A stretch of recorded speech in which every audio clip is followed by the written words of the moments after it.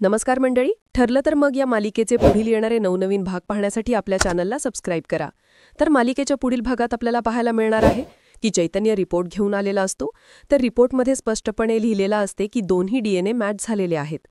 अर्जुनला आता धक्काच बसतो आणि तो चैतन्याला म्हणतो की हे कसं पॉसिबल आहे. पण शेवटी सत्य आपल्याला स्वीकारायलाच पाहिजे की महिनावती सायलीची खरी आई आहे.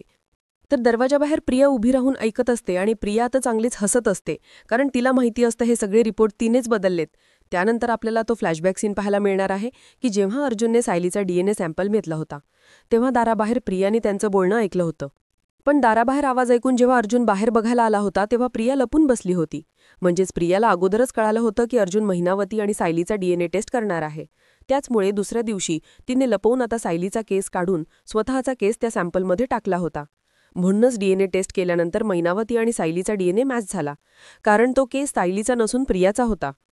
तर प्रिया आता स्वतःशीच बोलत असते की अर्जुन, तू कितीही माझ्यापेक्षा हुशार असला ना, तरी मी तुझ्यापेक्षा एक पाऊल पुढेच आहे. ह्या प्रियाला मूर्ख बनवणं काही सोपं नाहीये. आता तुलाही विश्वास बसेल की महिनावती सायलीची खरी आई आहे आणि माझं काम आता सोपं झालं आहे. तर काय आता हे खोटे रिपोर्ट खरे समजून अर्जुन काय आता शांत बसणार आहे की तो काही आणखी एखादा पाऊल उचलणार आहे, हे आता आपल्याला येणाऱ्या पुढील भागातच पाहायला मिळणार आहे.